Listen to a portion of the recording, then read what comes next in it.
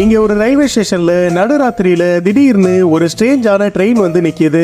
அதை பார்த்து குழம்பி போன ஸ்டேஷன் மாஸ்டர் ட்ரெயினை அந்த இடத்தை விட்டு மூவ் பண்ண சொல்றாரு. ஆனா உள்ள இருந்து எந்த ரெஸ்பான்ஸும் வராம இருக்க அவர் பக்கத்துல போய் பார்த்தா அந்த ட்ரெயின் முழுக்க துருப்பிடிச்சு ரொம்ப பழசு மாதிரி தெரியுது. அதே நேரத்துல அந்த ட்ரெயின்ல இருந்து ஏதோ வணிகிறத நோட் பண்ணவரு அதை கையில தொட்டு பார்த்தா ரத்தம் மாதிரி இருக்கு. அப்ப ஷாக் ஆனவரு வேகமா அதுல இருக்க கண்ணாடியை தொடச்சிட்டு பாக்குறாரு. அதை பார்த்ததுமே அவருக்கு தூக்கி வாரி போட்டுருது. அடுத்த நாள் ஒட்டுமொத்த ஆர்மியும் அந்த ரயில்வே ஸ்டேஷனுக்கு வந்துருது. அப்ப சுப்பீரியர் ஆபீசர் அந்த ட்ரெயினை பத்தி கேக்குறாரு. ஆனா அதை பத்தி எந்த ரெக்கார்டுமே இருக்காது. அது மட்டும் இல்லாம அதுல அவங்க எனிமியோட பிளாக் இருக்கு. அதே நேரத்துல அது டிரைவரே இல்லாம அந்த இடத்துக்கு வந்திருக்கு. சோ ஸ்டேஷன் மாஸ்டர் அந்த ட்ரெயின் ஒரு சபிக்கப்பட்ட ட்ரெயின்னு சொல்றாரு. ஆனா சுப்பீரியர் ஆபீசர் அதை கண்டுக்காம அவர் ஆளுங்களை வச்சு அந்த ட்ரெயினை ஓபன் பண்ண வைக்கிறாரு. பார்த்தா அந்த ட்ரெயின்ல இருக்க எல்லாரும் ரொம்ப வருஷத்துக்கு முன்னாடியே மர்மமான முறையில இறந்து போயிருக்காங்க.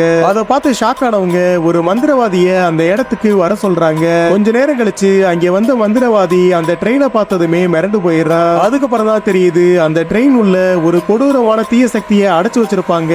அது போற இடமெல்லாம் சுடுகாடா மாறிடும்.